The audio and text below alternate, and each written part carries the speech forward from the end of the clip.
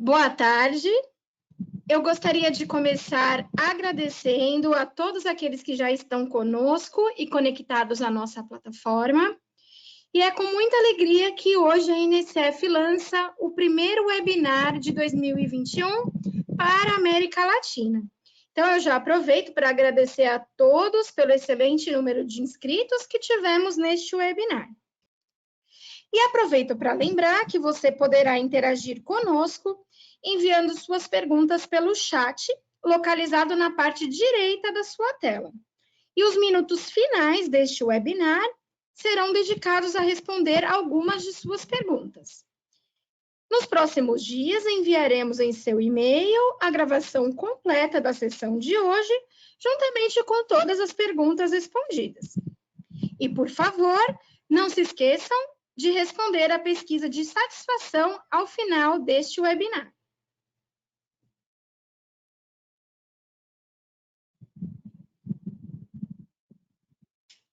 E para aqueles que ingressam no programa de webinars da NSF pela primeira vez, eu gostaria de nos apresentar. A NSF International tem 75 anos de experiência e é uma organização global de saúde pública, sem fins lucrativos, comprometida com a saúde e segurança dos consumidores em todo o mundo. Através dos nossos serviços de estándares, análise, certificação e auditoria, a INSF colabora com vários setores no mundo para proteger os alimentos que consumimos, a água que bebemos, o ar que respiramos e, é claro, os produtos que usamos. E no webinar de hoje, nós apresentaremos o tema Atualizações do Códex Alimentários. E para isso, apresento a todos o nosso palestrante de hoje, Vinícius Ferrão. Vinícius é químico, com MBA em Produção, Qualidade e Segurança dos Alimentos. É auditor líder FSC 22000, com 11 anos de experiência na indústria de alimentos e farmacêutica, na área de qualidade e segurança dos alimentos, atuando com programas de gestão de fornecedores, treinamentos e todos os elementos do sistema de gestão. Vinícius é auditor e treinador da NSF. Bem-vindo, Vinícius, e vamos começar a falar sobre esse tema tão importante para a nossa indústria. Boa tarde, Priscila. Boa tarde a todos. Gostaria de agradecer, primeiramente, a oportunidade da gente estar falando sobre esse tema. E vamos ao que interessa, porque a gente tem bastante assunto para falar nesse webinar aqui. Então, primeiramente, passar aqui a agenda para vocês. Então, a gente vai ver aí um pouco sobre o histórico e as revisões do Codex, que foi recentemente atualizado, né, no final do ano passado. A gente vai ter aí uma visão geral, os objetivos, o escopo, o uso e as responsabilidades, falar um pouquinho aí dos princípios gerais e o compromisso da direção, falar um pouco sobre o capítulo 1, que ele é totalmente focado aí para as boas práticas de higienização, e depois o capítulo 2, que ele fala sobre o sistema PPCC e as suas aplicações. Então, antes da gente começar um pouco aí a falar sobre o nosso tema, só queria salientar, né, que a gente pegou os principais tópicos da revisão deste documento, até porque seria humanamente impossível a gente abordar todo ele na íntegra, e aqueles que são os tópicos mais relevantes ao nosso dia a dia. E antes de começar aí a falar sobre o histórico, né, deste documento, algo que é bastante comum a gente escutar é falar assim, o Codex ele é uma norma auditável? Não. Então, a gente tem que começar esse webinar entendendo que o Codex ele não é uma norma auditável.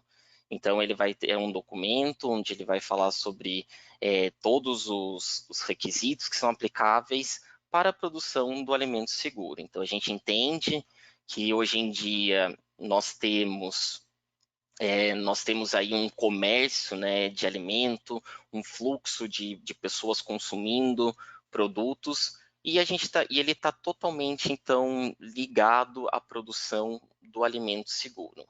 Então, a gente vai aí descrever, a gente vai conversar um pouco sobre esses princípios né, que esse documento ele deixa claro.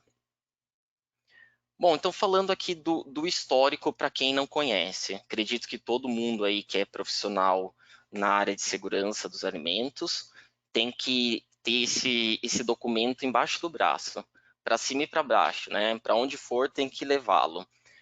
Então, vamos só ver aí um overview geral aí desse documento. Então, 1943, mediante aí um compromisso, né, um comprometimento de alguns governos, durante uma Assembleia da ONU, criou-se essa organização permanente para alimentos e agricultura, então focado para alimento e agricultura. Em 1950, iniciam-se aí reuniões em conjunto, né, com alguns especialistas da FAO e OMS sobre os temas relacionados à nutrição, aditivos alimentares e outras áreas que são correlacionadas a essa área. A partir daí, em 1954, houve-se a criação do Codex Alimentários, mais especificamente, né, na Áustria, e aí a Codex Alimentários Europeu, né, então focado aí para a parte da região da Europa.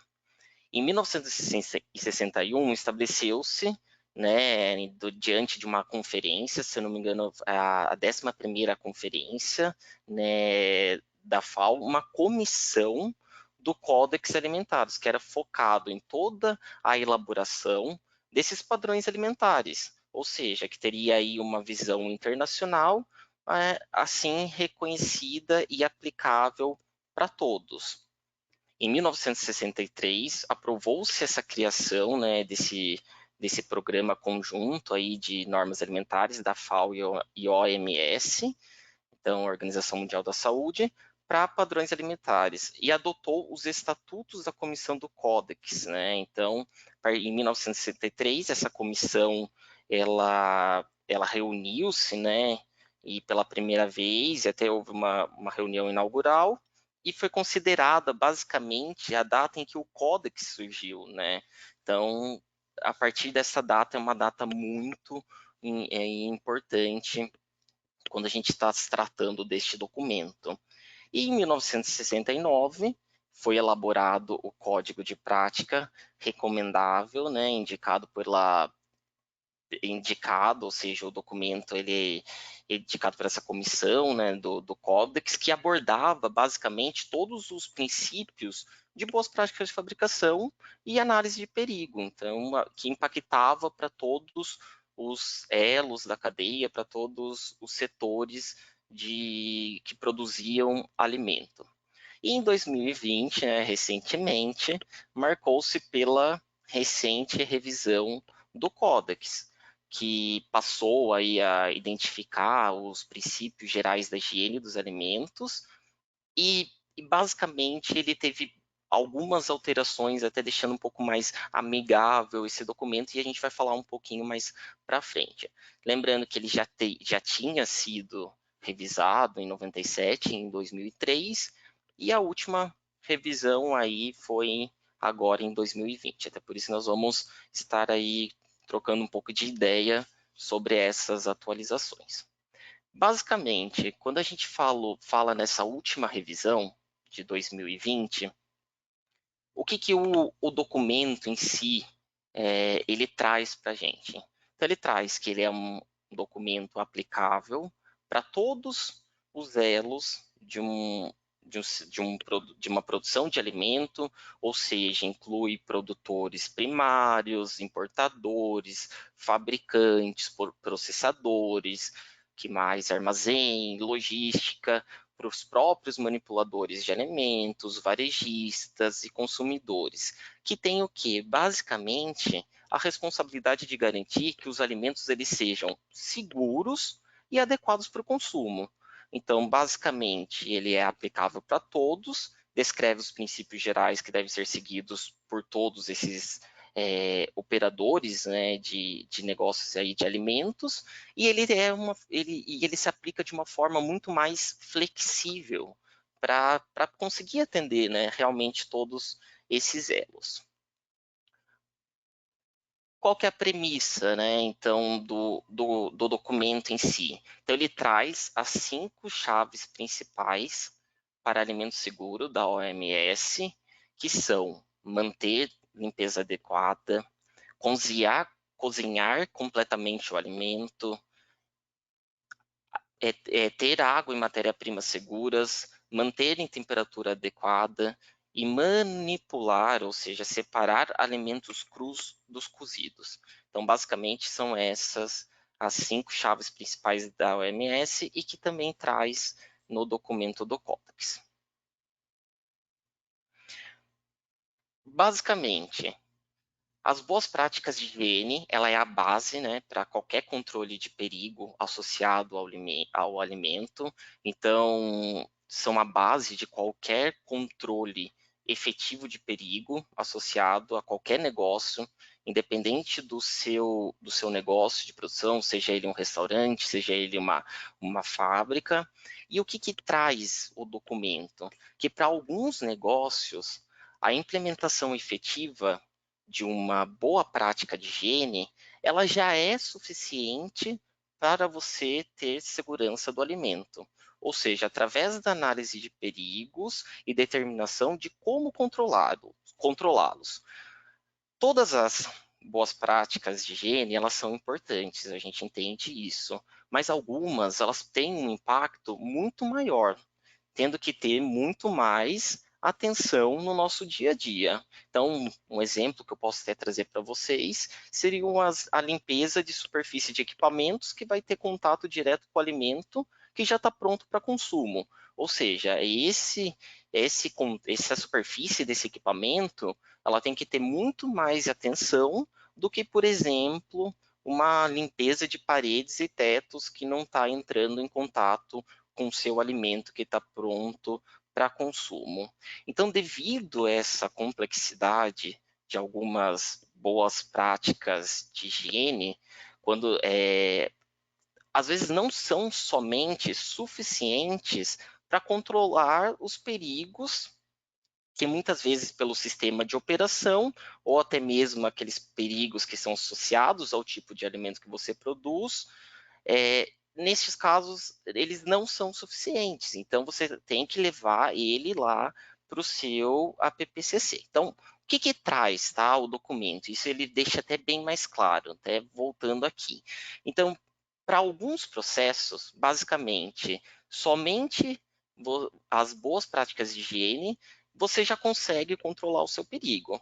Mas para alguns, não. Então, quando você não tem boas práticas de higiene que não são suficientes, você tem que associar, você tem que relacionar isso ao seu APPCC. E é como eu estava comentando, que devido à complexidade, às vezes não é suficiente para você controlar o perigo. Então, daí sim é necessário você abordar isso no seu APPCC. Trazendo aí dessas principais atualizações do documento. Então, basicamente, ele traz aí um rearranjo da estrutura, então ligando todos os conceitos das duas seções em comum. Então, quando a gente pega o documento na íntegra, ele passa, depois de toda a parte lá da introdução, ele vai ter uma seção 1, que ele fala sobre boas práticas de higiene, e a seção 2, que ele fala sobre o sistema de APPCC e guias para suas aplicações. Então, ele rearranjou a estrutura, né, ligando os dois conceitos dessas duas seções em comum.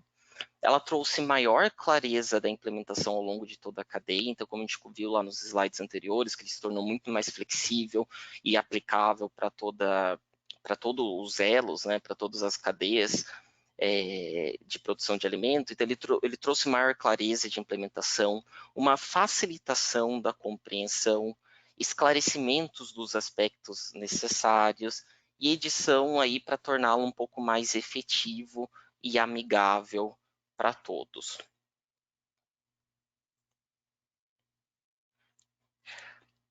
Algo que eu trouxe aqui, que no próprio documento em inglês ele utiliza muito, que são o FBO, né, que fala sobre Food Business Operators, que nada mais até participei de um curso que a gente o instrutor ele falou sobre ele traduziu como operadores de negócios de alimentos, né? Então, são todos aqueles que, de alguma forma, ele está ligado à questão da produção de alimentos. Então, o que basicamente o Codex, né, ele descreve aí, ele deixa muito bem claro que todos esses operadores aí de negócios de alimentos, eles devem estar cientes e entender os perigos associados aos alimentos. Então, basicamente, qual que é a responsabilidade dessa pessoa que produz, qual que é essa responsabilidade da pessoa que vai servir um alimento? Realmente é desenvolver, implementar e verificar os processos que permitam a produção de alimentos seguros e adequados ao seu uso pretendido, garantir que o pessoal ele seja competente conforme apropriado para suas atividades, manter a confiança comercial, não limitando somente a nível local e também aplicável a nível internacional, e prover informações claras e facilmente compreendidas por esses consumidores, né? Então, quando ele descreve esses princípios gerais que devem ser seguidos pelos operadores de negócio de alimentos, é claro que ele também descreve as responsabilidades em todas as etapas da cadeia produtiva de alimento, e só que ele deixa de uma forma muito mais clara que esses operadores de negócios, eles elaborem suas próprias práticas,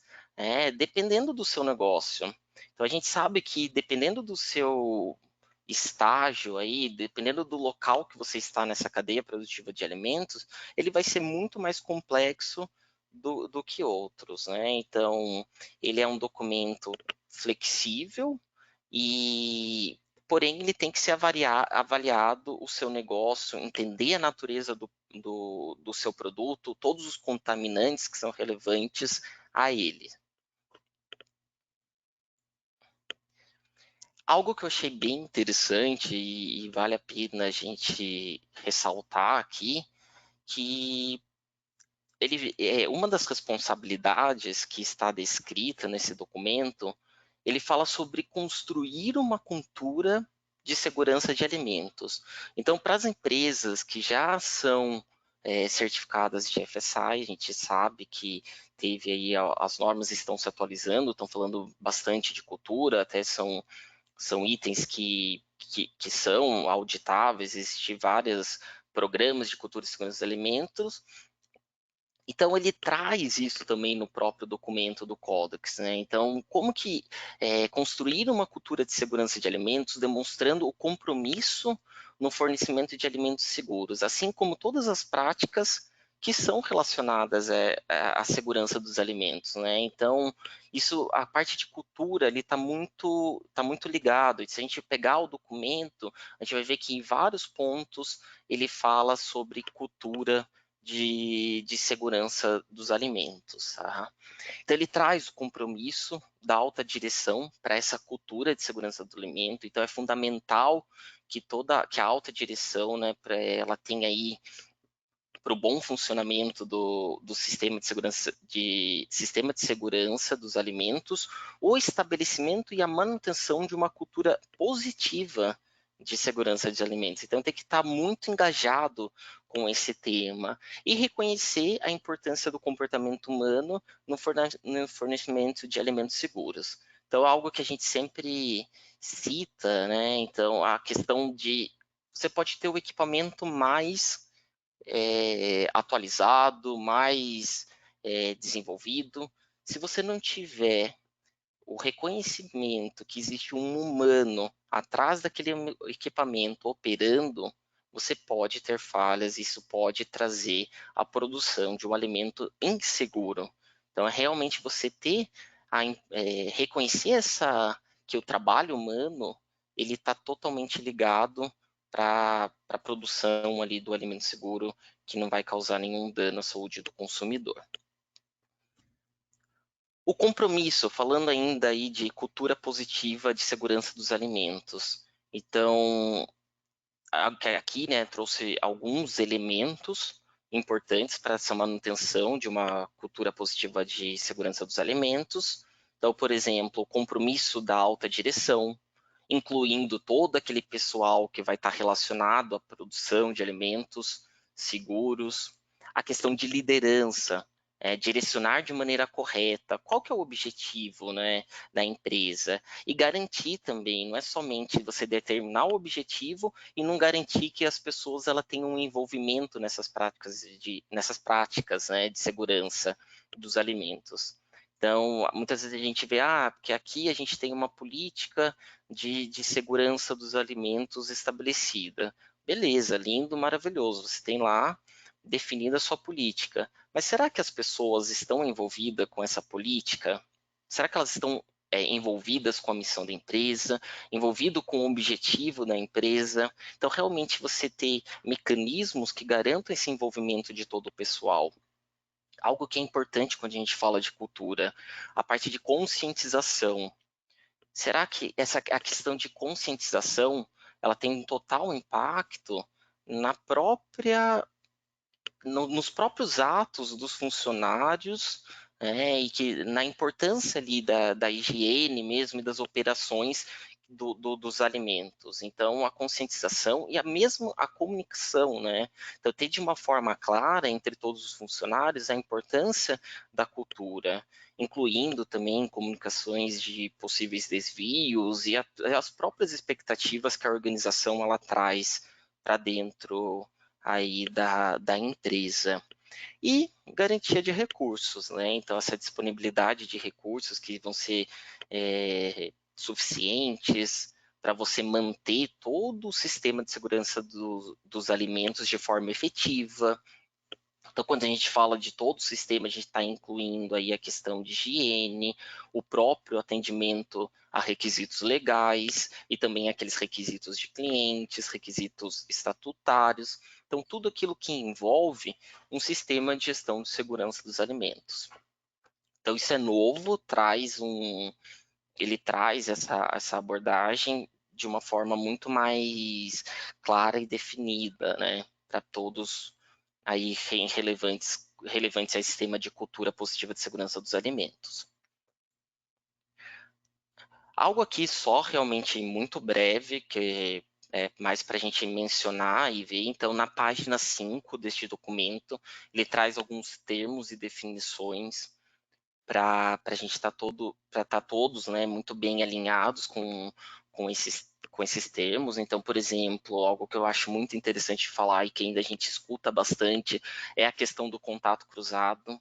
Então, quando a gente está falando de contato cruzado, a gente está falando de uma incorporação não intencional de um ingrediente alergênico. Então, a gente vê muito em contaminação cruzada para ingrediente alergênico. E, na verdade, quando a gente está falando de contato cruzado, a gente está falando basicamente do ingrediente alergênico. Limite crítico, então, agora ele deixou definido, então ele tem que ser um critério observável ou mensurável relativo a uma medida de controle em um PCC que separa o que é aceito do que não é aceito naquele determinado alimento. Então, para quem já tem um conhecimento, já trabalha com a norma FSC, né, 22.000 aí da família ISO, né, esse esquema de norma. Então a gente sabe que lá no limite crítico ele está falando que ele tem que ser mensurável, né, então muitas vezes isso aí confunde um pouco as pessoas. E ele fala aí de validação das medidas de controle. Então, nada mais é que a obtenção de evidências de que uma medida de controle ou combinação delas, se implementadas corretamente, são capazes de controlar os perigos. Então, aqui eu só trouxe alguns exemplos no quais vocês podem buscar depois, né, o documento na íntegra e verificar, né, e até mesmo a gente usar esse documento como base para os nossos documentos das nossas empresas, né? Então, atualizar aí todos esses termos e definições. Próximo slide aqui, eu vou começar a dar uma pincelada e entrando um pouco mais a fundo no documento em si. Então, o capítulo 1, aquela seção 1 de boas práticas de higiene, que eu comentei sobre a interação das boas práticas de higiene com a aplicação do APPCC, ele fala aí na seção 1 sobre a introdução e controle de perigos. Então, basicamente, ele vai falar aí sobre as orientações gerais para a implementação efetiva de uma boa prática de higiene. Então, por exemplo, de controles, água, que daí você relacionar todos os perigos físicos, químicos e microbiológicos, a parte de contaminação fecal, as práticas de higiene dos manipuladores, superfície de contatos de alimentos pela limpeza. Na seção 2, ele traz uma seção focada na produção primária, que ele vai falar aí que nem todas, né, nem todos os elementos, nem todos os temas que estão ali englobados nessa seção 2, elas são elas são aplicáveis, né, para o seu negócio. Então, basicamente, ali na seção 2, que fala sobre produção primária, a organização ela tem que avaliar quais medidas, né, serão implementadas e quais elas são realmente específicas, né, ali para o meu negócio, e elas são interessantes eu manter. Lógico, gente, sempre conduzindo uma análise de risco, né? Então, por exemplo, até tem a questão aí da avaliação da água para a irrigação de culturas, então a avaliação do solo, do plantio. Então, realmente é você fazer uma avaliação no seu negócio aí. Eu pulei aqui para a seção 3, que é onde onde ele fala sobre a instalação e equipamentos. Então teve vários trechos, né, nesse próprio documento que ele foi reescrito, até adaptado, e ele trouxe um maior detalhamento. Então um dos exemplos que eu trago aqui, que é no item 3.12, que ele fala sobre o projeto e o layout dos estabelecimentos de alimentos. Então você tem um fluxo de operação. Então, por exemplo, um fluxo de operação, estou falando tanto de processos, de materiais, você realmente identificar níveis de controle diferentes para as áreas. Então, eu tenho uma área que o produto final ele está exposto. Então, ter essa sensibilidade para você determinar e minimizar as possíveis contaminações cruzadas que você vai ter nessa área. Muitas vezes essas áreas elas podem ser separadas aí, né, por dispositivos físicos, então, ou paredes divisórias, pode ser por distanciamento, ou o próprio fluxo, né, de tráfego ali de pessoas. Então, isso pode trazer aí uma separação para você evitar aí essas áreas essas possíveis contaminações cruzadas. E identificar realmente, classificar baseado no seu processo, quais zonas de controle de higiene necessitam maior atenção. Já no item 3.13, ele fala sobre as estruturas internas e acessórios. Então, ele fala lá sobre as estruturas que entram em contato direto com o alimento, devem estar em boas condições, duráveis e de fácil limpeza.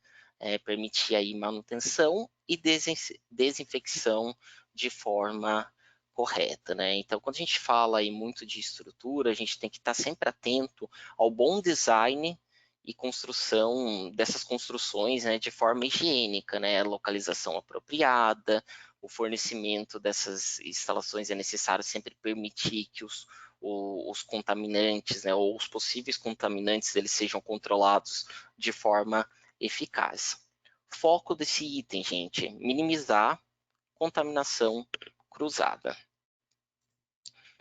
Trazendo ainda nessa seção 3, aí, que fala sobre a instalação e sobre os equipamentos, né? Então, no item 3.2.7, que ele fala sobre armazenamento, ele fala que as instalações, então, devem ser construídas e projetadas com qual intuito? Realmente, você prevenir controle de pragas, né? Então, você prevenir a entrada de pragas, basicamente que permita manutenção e limpeza. Então, o seu armazenamento ele tem que estar protegido de contaminação cruzada, você tem que minimizar a questão de deterioração do alimento. Então, quando o seu alimento que você processa, o alimento que você manipula, ele tem, tem temperatura e umidade que vão ser interferentes para a sua deterioração. Então, você realmente construir de forma que você consiga manter isso dentro de um controle. Você ter uma forma de segregar alimentos in natura, daqueles cozidos, por exemplo, ou alergênico de não alergênico.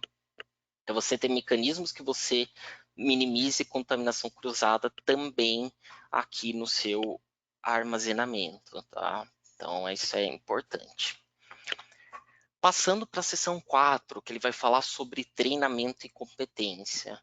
Então, um exemplo que a gente traz aqui, que é bem relevante, ele fala assim, que a empresa, né, que a empresa, ou que o manipulador aí, o FBO, né, ele tem que trazer aí um programa de treinamento estabelecido. Então, o que a gente tem que considerar, né, nesse programa de treinamento?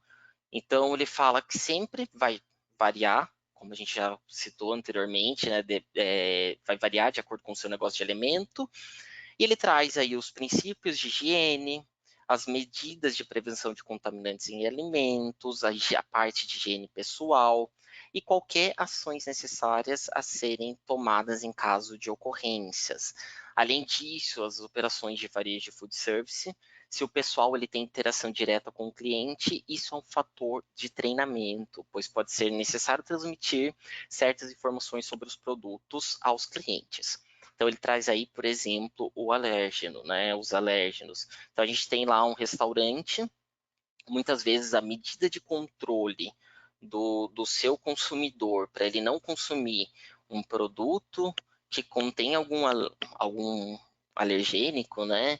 Ele é o seu garçom, ou é a pessoa que está ali atendendo ele no restaurante. E quem que vai passar essa informação exatamente para ele? Vai ser ele que está ali em contato direto ali do seu cliente. Atenção, gente, não limitar o seu programa de treinamento sem revisão e manutenção do programa de treinamentos e os próprios registros, né? Então, realmente revisar aí se está tudo muito bem alinhado com o seu programa.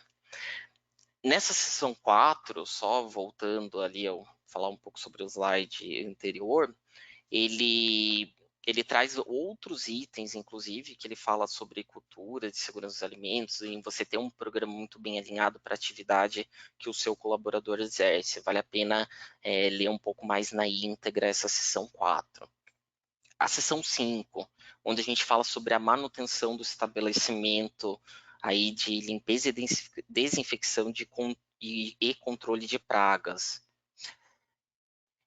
Então, ele fala sobre o monitoramento da eficácia. Então, é importante, em algumas normas já reconhecidas pelo GFSI, ele já traz essa importância da rotação dos desinfetantes e para garantir aí que os micro-organismos não criem essa resistência. Então, agora também isso está claro no Códex, né, no item 5.1.3, aí que ele fala sobre esse monitoramento das eficácias. Ele fala muito sobre a atenção e a amostragem e qual o teste que você está utilizando nessa superfície de contatos. Realmente você ter indicadores, né, de limpeza, né, de eficácia dessa limpeza, para você não ter lá, pode ter lá um procedimento super atualizado, com várias etapas de limpeza, mas você está monitorando a eficácia dessa atividade, desse procedimento que você estabeleceu na sua empresa. Então, é importante ressaltar aqui também determinar indicadores, né? Então, por exemplo, aqui ele traz os testes microbiológicos. Seção 6, não teve grandes mudanças, então ele fala bastante aí sobre higiene pessoal. Então, ele fala aí sobre estabelecer procedimentos, né, para higiene pessoal e para quando o seu colaborador ele vai ter doenças e lesões. Então, ele fala aí de cuidados com as fontes de contaminação. Então, ele traz o exemplo aí dos curativos, como volto volto de novo a falar que algumas normas de FSI já tem isso já, né, estabelecido, mas isso já é algo que também a gente pode já trazendo até como referência, né? Ou até mesmo você ter aí que mudar manipuladores de atividade para que não tenha nenhum perigo de contaminação do seu produto, caso esses colaboradores tenham algum tipo de lesão. Na seção 7, que eu até tenho um novo aqui, né? Ele fala aqui sobre o controle de operação. É algo que a gente tem que prestar bastante atenção. Então, né, quando a gente está falando aí de controle de operação, a gente vai falar de tudo aquilo que está envolvido no nosso processo para garantir que a gente tenha a produção do alimento seguro. Então, no item 7.1.3, ele traz aí a consideração da eficácia das boas práticas de higiene, né? Então, o que ele fala? Que ele fala assim que após ser considerado a descrição dos produtos e processos, um manipulador de alimentos, aí dos negócios de alimentos, ele deve determinar se alguma boa prática de higiene ou outros programas implementados necessita controles mais específicos e atenção. Nesse caso, será necessário implementar um sistema HACCP para essa boa prática de higiene que você tem ali no seu negócio. Então, só para ficar um pouco mais claro aí, isso é muito similar ao que a gente conhece como PPRO no esquema de norma FSC 22000. Então, por exemplo, não que é algo que é definido, isso vai avaliar, vai ser muito da sua avaliação do seu processo, mas em alguns casos a higienização, por exemplo, de equipamentos que vão receber produtos já pronto para consumo, ou, por exemplo, produtos já pasteurizados e que depois já vão ser utilizados diretamente no seu cliente, eles são considerados PPRO. Ele não é um PCC, porém, ele é basicamente, ele vai ter que ter os mesmos controles que o seu PCC. Então, ele vai ter que ser validado, ele vai ter que ser monitorado, ele vai ter que ser verificado, da mesma forma que um PCC. Então, é mais para trazer essa analogia para vocês entenderem o que ele quer dizer com essa questão aqui do 7.1.3, tá? Então, ele realmente, se você tem boas práticas de higiene que necessita controles mais específicos e atenção, beleza, você traz elas ali, mas é necessário implementar como se fosse um sistema HCP aí para essas boas práticas. Então, eu tenho um exemplo aqui do cortador de cana, cortador de carne, que pode exigir limpeza específica numa frequência maior. Na seção 7 ainda, que ele fala sobre os controles de operações, ele fala lá no item 7.2.2, etapas específicas de processo. Então, ele fala lá sobre os sistemas implementados para garantir que o produto seja formulado corretamente, que esses parâmetros de controle eles sejam monitorados. Então, quando a formulação é desenvolvida para controlar os patógenos, então a gente sabe aí que alguns produtos na própria formulação ele é realmente desenvolvido para controlar alguns micro-organismos, então isso é importante, você garantir que esse produto seja formulado corretamente.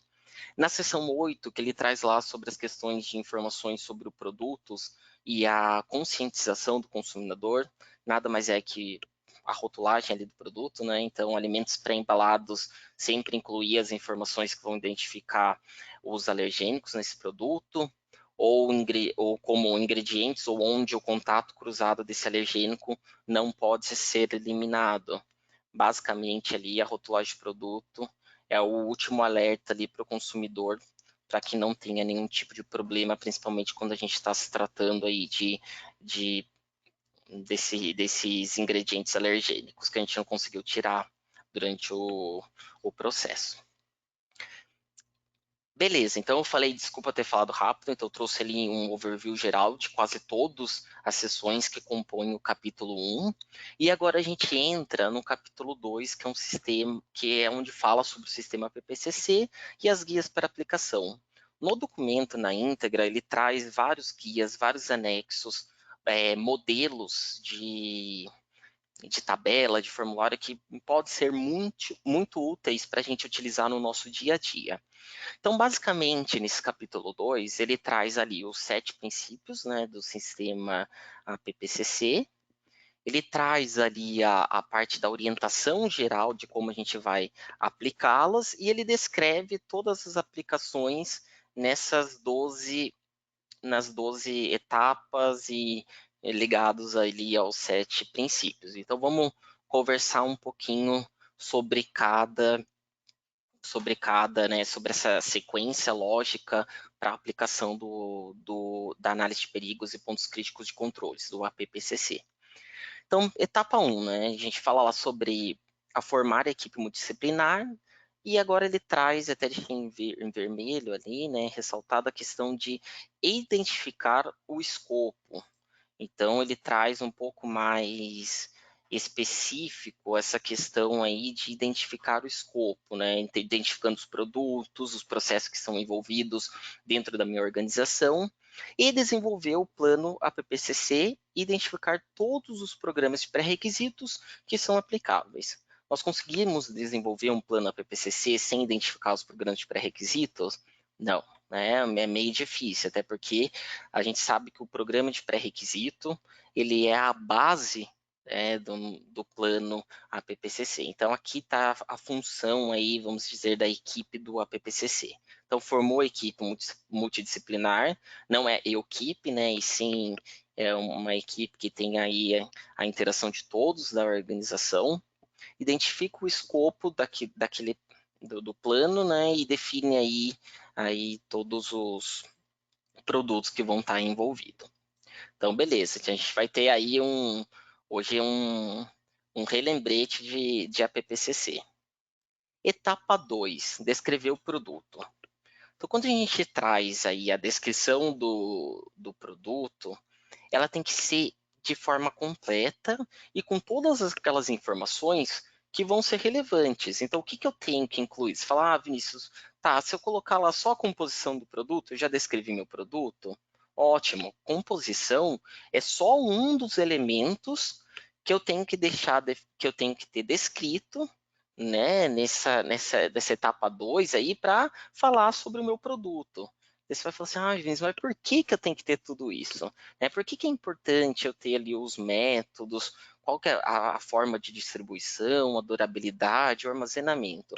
Porque tudo isso está envolvido para você conhecer, né, aquele produto que está fazendo parte do seu escopo. Então, você vê que é uma sequência que um está ligado ao outro. Né? Então, são informações relevantes para você ter que podem interferir depois na sua análise de perigo. Então, quando a gente fala de composição, a gente tem que ter aí as características que são físicas ou as próprias características químicas, microbiológicas que são, né, relevantes ao meu produto. Então, por exemplo, a atividade de água, o pH, os conservantes, os alérgenos, os ingredientes que estão ali basicamente no meu produto, os métodos, ou seja, qual o método de processamento, né? Qual que é o tratamento que eu estou utilizando no meu produto, seja ele um tratamento térmico, seja ele um outro determinado tratamento, por exemplo, uma defumação, um branqueamento, uma secagem, qual é a embalagem que está relacionada ao meu produto, a durabilidade, o prazo de validade, os métodos de distribuição, como comentei. Um ponto importante aqui em limites relevantes. Qual que são os limites relevantes que eu tenho que relacionar ao meu produto? Então, por exemplo, os limites para aditivos, o tempo e a temperatura sempre baseado numa informação de legislação, uma formação técnica de um determinado setor. Então, é muito importante você ter os limites relevantes ali para aditivos ou tempo e temperatura, não é algo que você cria da sua cabeça.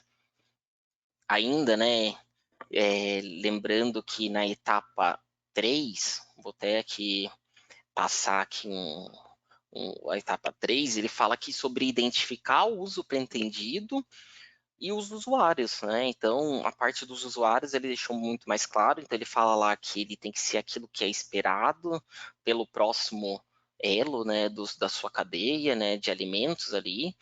Reconhecer e identificar aqueles grupos vulneráveis.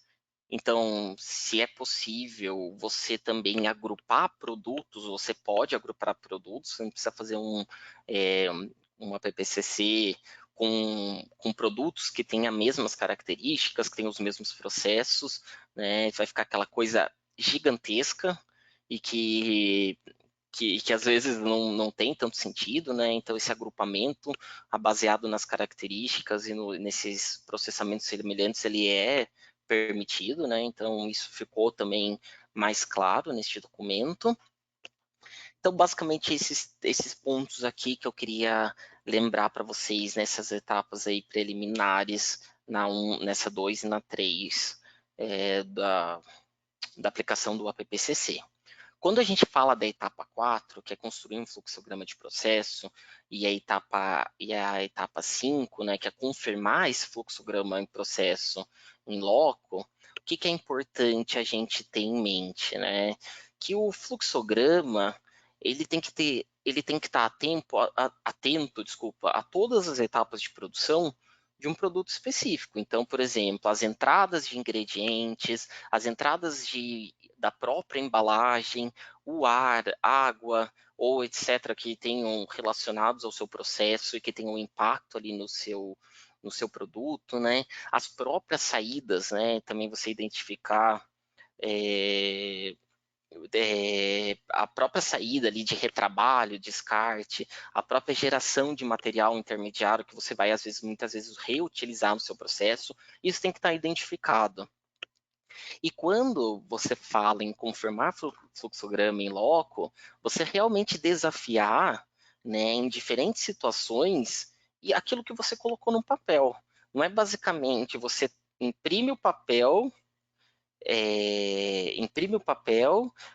entrega ali para o coordenador da equipe de segurança dos alimentos, ele não tem nem expertise, né, total ali da área, ele vai e vê em loco, não, tá perfeito.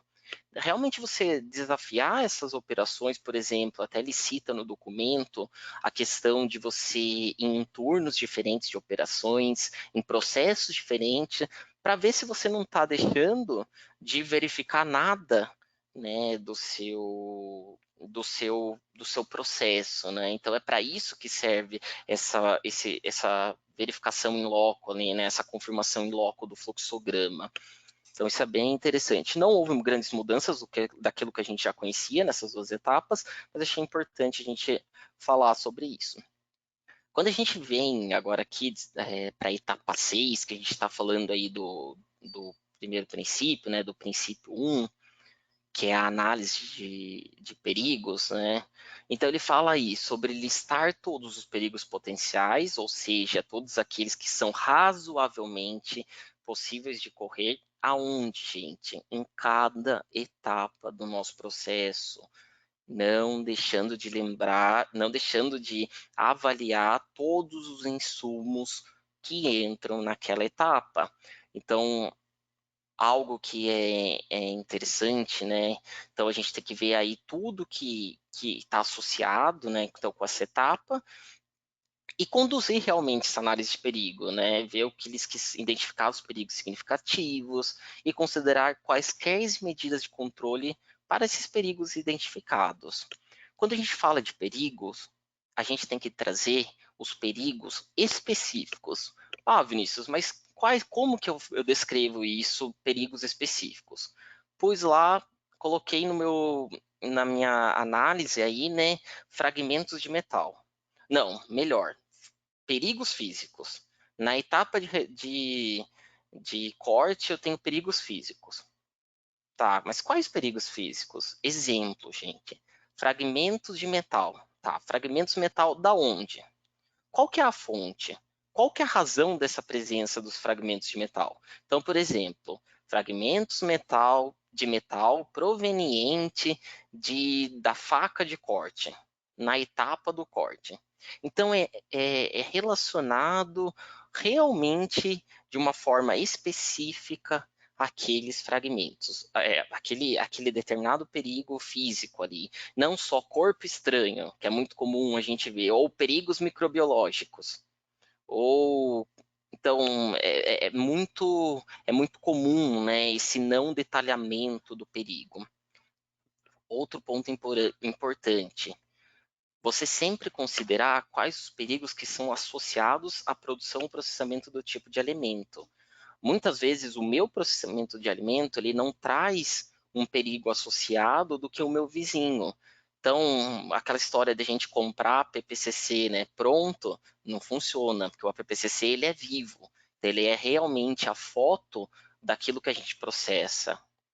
Levar em consideração a probabilidade de ocorrência desses perigos, então, em consideração na ausência, né, dos programas de pré-requisitos e desses controles adicionais. Quando a gente fala de probabilidade e a gravidade desses efeitos adversos à saúde, né, associados aos perigos nos alimentos, na ausência desses controles, os níveis aceitáveis que foram identificados para os perigos dos alimentos, a natureza da instalação e dos equipamentos utilizados na fabricação destes produtos, por exemplo, a sobrevivência, a multiplicação de micro-organismos patogênicos.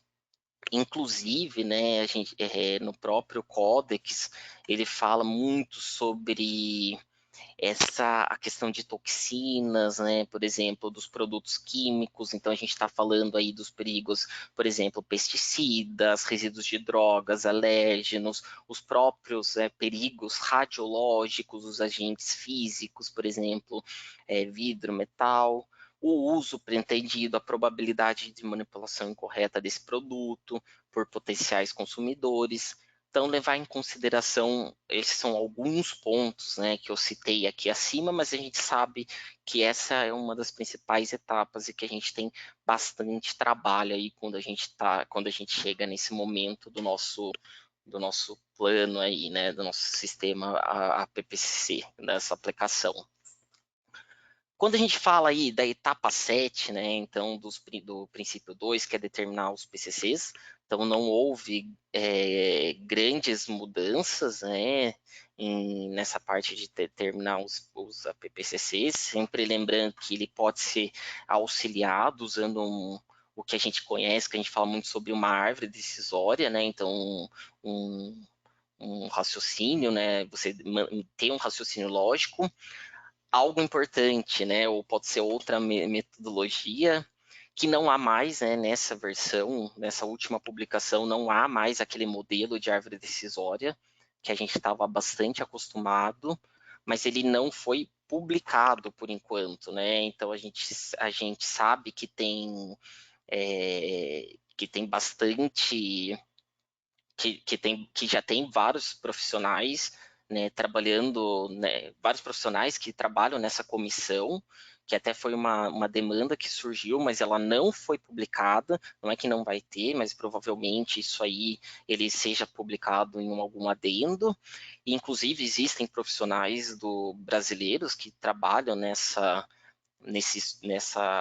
árvore decisória, e que a gente sabe que a gente quer de muito auxílio e nos ajuda muito, né, no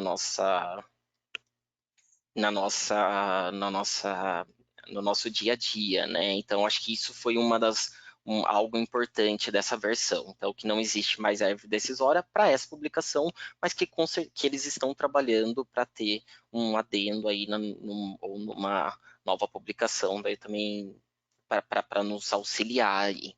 Na etapa 8, que a gente fala lá do princípio 3, que fala sobre estabelecer limites críticos validados para cada PCC. Se confunde muito quando a gente fala de validação de limite crítico com validação de sistema PPCC.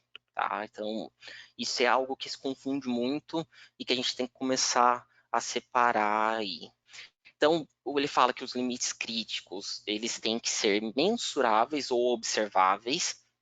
Então, ele não se limita na questão do mensurável, como eu já tinha trazido na ISO 22000, no esquema FSC 22000, né, que ele cita que o PCC ele tem que ser, o limite crítico ele tem que ser mensurável.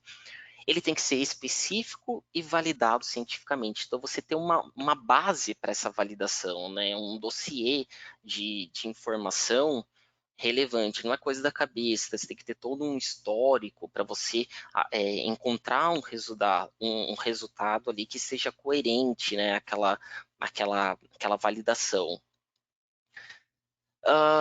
Não importa se a abordagem, então sempre deve só considerar, né, determinar se uma medida de controle em uma etapa ela é usada em combinação com mais medidas de controle em outra etapa para esse perigo, né? Então, se for ambas as etapas devem ser consideradas como PCCs. Isso é importante a gente deixar claro quando a gente fala ali em determinação dos PCCs. Então, basicamente, isso que ia passar aqui dessas duas etapas aqui, desses dois princípios. Quando a gente fala aí da etapa 9, do princípio 4, que ele fala lá sobre estabelecer um sistema de monitoramento para cada PCC, então, o que ele traz aí? Que esse monitoramento ele tem que ser capaz de detectar um desvio de PCC, ou seja, o desvio do PCC quando você ultrapassa ali, né, o seu limite crítico que você estabeleceu para aquele PCC. Ele tem que ser capaz de detectar falhas para permanecer dentro desses limites críticos e permitir o isolamento e a avaliação oportuna de produtos afetados. Sempre que possível, gente, a gente sabe que no nosso dia a dia a gente tem que ajustar processos e eles devem ser feitos ao monitorar esses resultados. De uma forma ou de outra, você já traz uma análise de tendência para esse desvio de PCC. Esses ajustes, eles sempre devem ser tomados para que não ocorra novamente um desvio. Deve ser sempre levado em consideração a natureza do desvio. Então, por exemplo, uma queda de temperatura, uma peneira quebrada, né? Então, de que forma que essa queda rápida de temperatura, ela interferiu, por exemplo, durante minha pasteurização?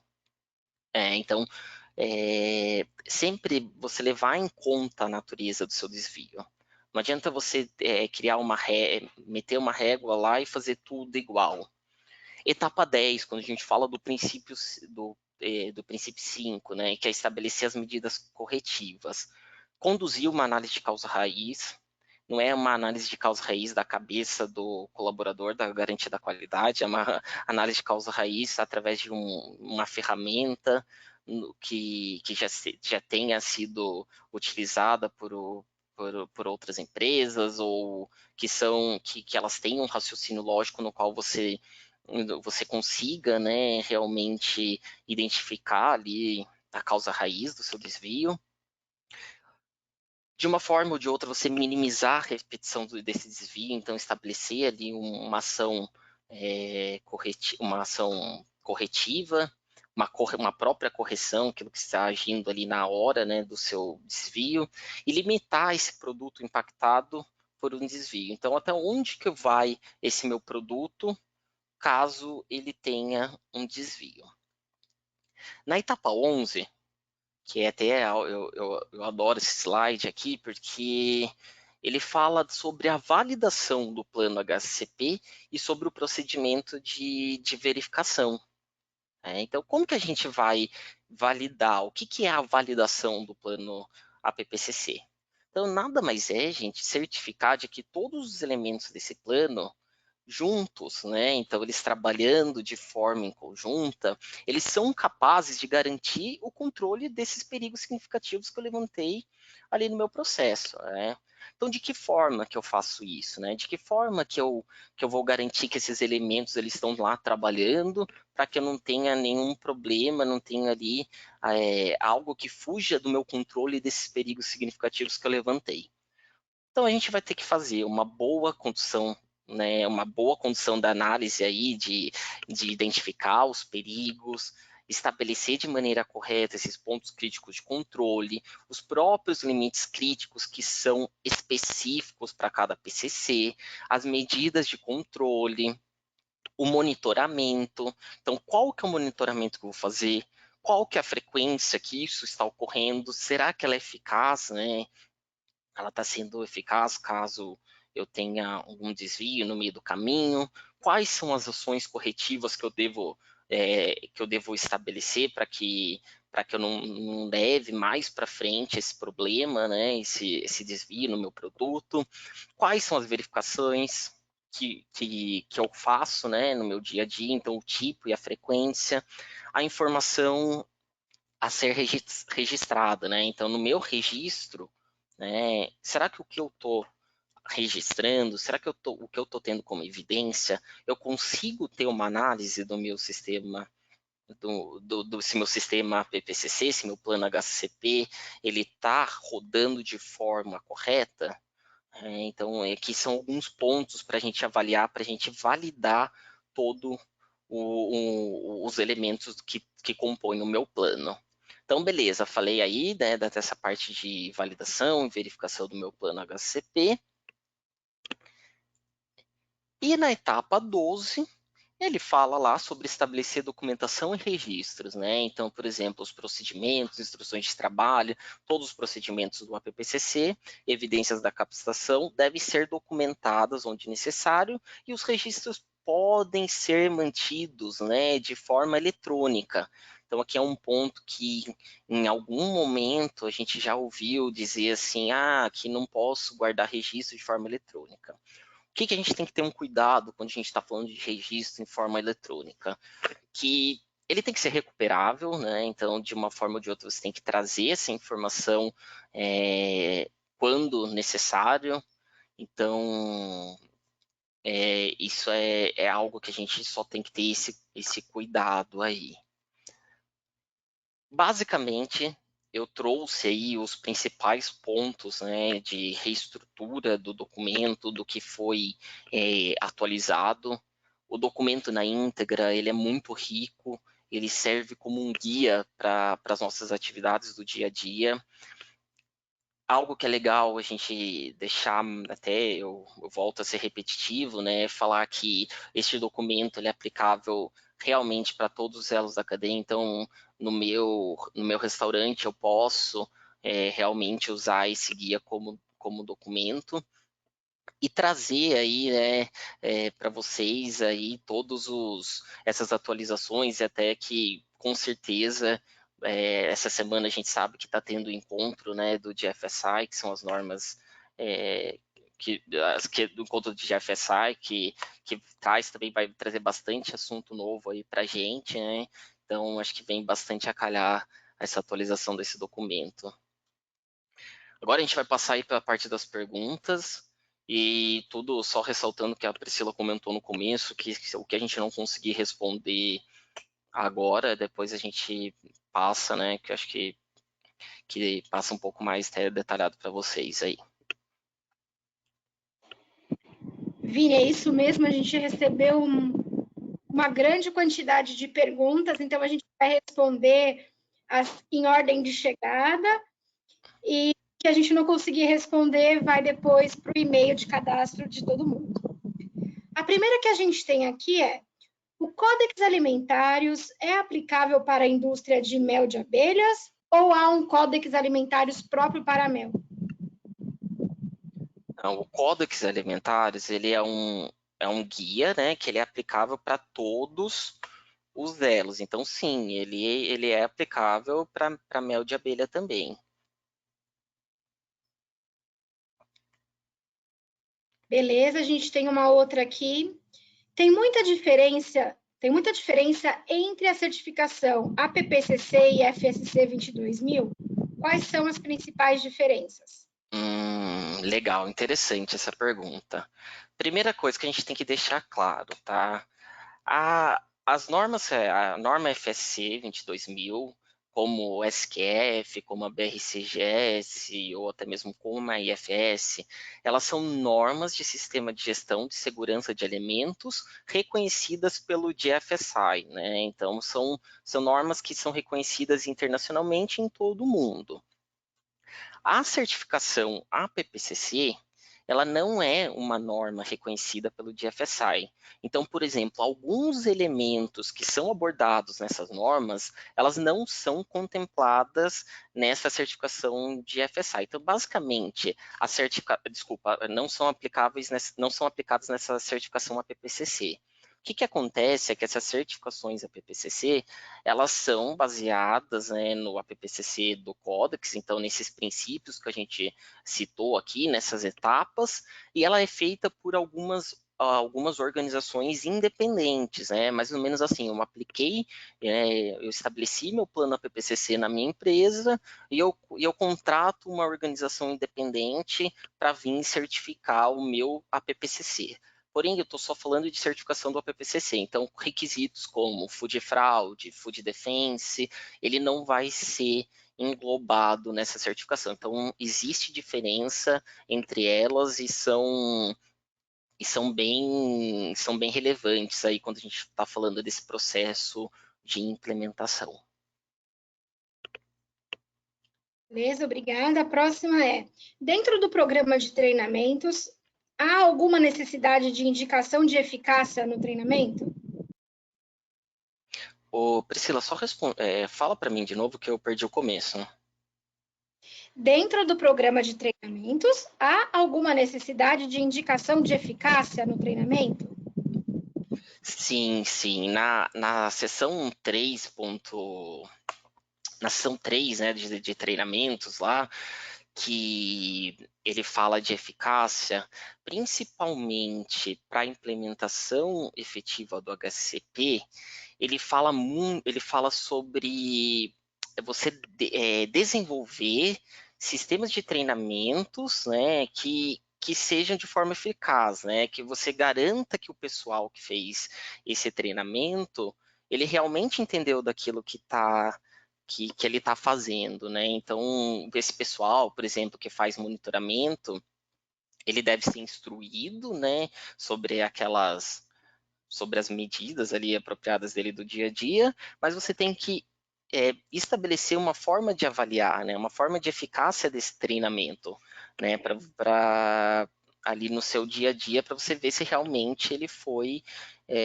coerente ou não o treinamento, se ele precisa ser. Gente, vou muito cuidado com essa questão de eficácia de treinamento, tá? Qual que é a forma mais comum da gente avaliar uma eficácia de treinamento? Ah, vou fazer uma provinha, né, com 5 perguntinhas igual para todo mundo e beleza. Essa é a forma mais fácil de você demonstrar que houve aí a eficácia do treinamento. Mas será que realmente só aquela provinha é a eficácia de que o meu colaborador entendeu? Será que a gente não tem que avaliar o dia a dia, né, desse operador, né, como ele está conduzindo essa atividade? Será que a gente não tem desvios, né, que podem acontecer no nosso produto que estão relacionados aí à eficácia de treinamento? Então a gente tem que tomar muito cuidado quando a gente estabelece aí a eficácia de treinamento. Não se limitar somente à provinha. A provinha é o mais fácil, mas não é não é que não é o mais correto, né? Mas não é muitas vezes o mais eficaz aí a forma de você avaliar. Espero que eu tenha respondido a pergunta, Pri. Respondeu sim. Muito obrigada. Agora, Vini, a gente tem aqui uma série de perguntas que são parecidas, que é sobre onde podemos acessar a norma na íntegra no idioma português. Ah, então, o idioma português, ele não tem traduzido, né, no site lá oficial do Codex, mas eu sei que tem alguns blogs, tá, que eles permitiram essa disponibilização do documento, tá? Então, porém, eu não sei se é algo original, tá? Então, tem que tomar só um pouco de cuidado aí. Em português ainda ele não tem lá no website. Só o inglês mesmo. Entendi. A próxima aqui é: posso usar a ficha técnica do produto para descrever o produto? Sim, desde que ele tenha todos aqueles elementos que a gente falou, né, lá na parte de descrição do produto. Então, por exemplo, os limites que são toleráveis, embalagem, condições de armazenamento, tudo aquilo que tem um impacto, né, na identificação ali do meu produto, você pode usar. Ele não vai te passar assim, faça em tal formato, né? Isso aí ele pode ser adaptável para a sua empresa. Agora, o que vale só ressaltar é que no próprio documento em inglês, ele tem vários anexos que ele traz algumas ideias de como você deve descrever isso. Ok. A próxima. Hoje já possuo o sistema HACCP implantado e toda a sistemática aplicada. Há necessidade de atualização do meu plano junto aos novos requisitos do Códex Alimentários? Eu acho importante você pegar esses principais pontos que a gente citou aqui, né, no webinar. Então, por exemplo, agora eu não consigo nem lembrar de todos, mas, por exemplo, vê lá naquela etapa pré-eliminar, onde a gente fala lá de formar equipe multidisciplinar, desculpa, e ver se você realmente identificou o escopo. Quando a gente fala lá na questão de identificar o uso intencional e os usuários, né, do seu produto, realmente ver se você fez, né, quando você confirmou o fluxograma em loco, se você desafiou, né, esses diferentes cenários, né, do seu processo. Quando você fala lá na questão de listar todos os perigos potenciais, né, que são possíveis de ocorrer e associados com cada etapa, a questão dos limites críticos validados, que são algumas das atualizações mais assim relevantes, né, ao seu APPCC.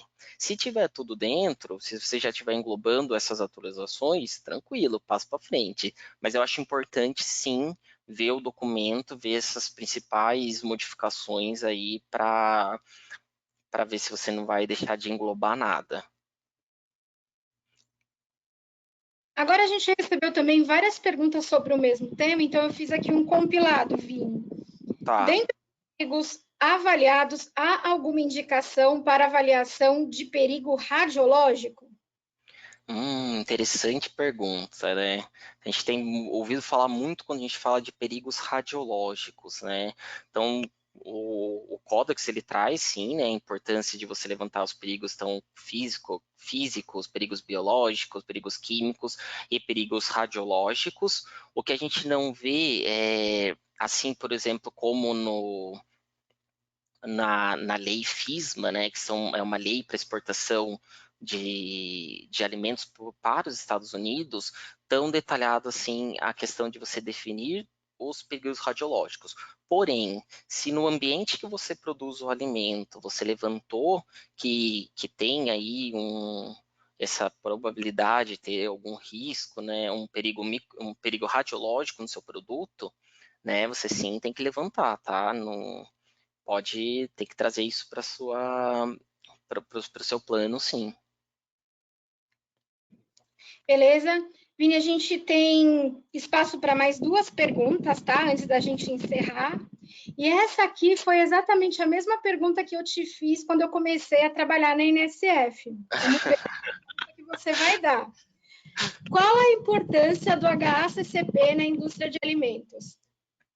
Nossa, olha que pergunta difícil, né? Ó, algo que eu gosto de sempre falar, né, nos meus treinamentos, algo que eu gosto sempre de falar para quem me pergunta, né? O APPCC, ele é de suma importância para que você consiga verificar tudo aquilo que é de interferente no seu produto, né, que você produz ali. Vamos ver se eu consigo deixar um pouco mais claro para vocês. O APPCC ele é vivo, então a gente está ali tendo uma visão geral de tudo aquilo que ocorre no meu processo. A partir do APPCC, eu consigo avaliar tudo aquilo que eu tenho de perigo, né, que eu levantei, e assim os riscos no meu processo, né, baseado lógico, naquela toda a sequência lógica ali da aplicação do HCP.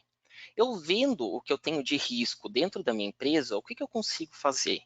Consigo estabelecer as medidas de controle para que eu não tenha a produção do alimento, né, que não é seguro para o consumidor. Então, quando você aplica o HACCP, né, na sua empresa, você consegue avaliar tudo aquilo que poderia trazer de problema para a sua empresa, problema para o consumidor. Eu digo que é essencial, né, é essencial para qualquer negócio de alimento. Muitas vezes, Priscila, a gente escuta assim, as pessoas falarem assim, mas eu não consigo aplicar a PPCC num restaurante. Não, pelo contrário, há como você aplicar, talvez ele não tenha a complexidade que as indústrias de alimentos elas têm, porque por conta até dos processos que são muito mais simples, porém você consegue aplicar ali o conceito, toda essa sequência lógica no seu ambiente de trabalho. Então eu diria que é essencial. Hoje em dia a gente sabe que os consumidores eles têm grande parte, né, da alimentação é feita fora de casa. Eu até vi uma palestra esses dias que fala que a pessoa que era dona de um negócio de restaurante, ela falava que essa interação entre indústria e restaurante é muito importante. E se a gente parar para ver, realmente é verdade, porque hoje em dia a gente muitas vezes não come dentro de casa. E se a gente for comer, às vezes, dentro de casa, a gente comprou a comida fora de casa, né? Então, é essencial para qualquer negócio de alimento. Beleza? E a última pergunta é: o documento contém as árvores decisórias? Não. Talvez na hora que eu fui falando ali, eu estava tão, né, falando, tinha muita coisa para lembrar, né, eu não deixei tão claro. Então, para essa última revisão 3, a árvore decisória ela não foi publicada, provavelmente será publicado um adendo a essa revisão com essa árvore decisória. Então, a gente até ouviu alguns profissionais dizendo que estão trabalhando nisso para que tenha, né, esse guia aí da árvore decisória como um guia aí para a gente utilizar na determinação dos PCCs. O que é importante falar também é que a árvore decisória eu não preciso, não necessariamente a árvore decisória é uma não conformidade, por exemplo, numa avaliação aí de APPCC, tá? Porque eu posso ter outros mecanismos lógicos para determinar o PCC, então ele não é obrigatório para você determinar os PCCs, os PCs, os PRs, aí cada empresa ela chama de um jeito. Legal. Vini, muito obrigada pela excelente apresentação. Eu vou passar para você de novo para você se despedir e suas considerações finais. Bom, pessoal, gostaria de agradecer imensamente a oportunidade de falar da atualização desse documento.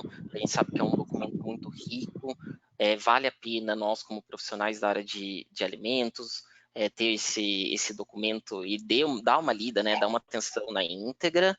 Espero ter abordado aí as principais atualizações, sei que é muito tema para a gente falar em 1 hora, e qualquer dúvida, entre em contato aí com o pessoal de treinamento, tem o site da NSF também aí para vocês entrarem, tá bom? Muito obrigado a NSF pela essa oportunidade.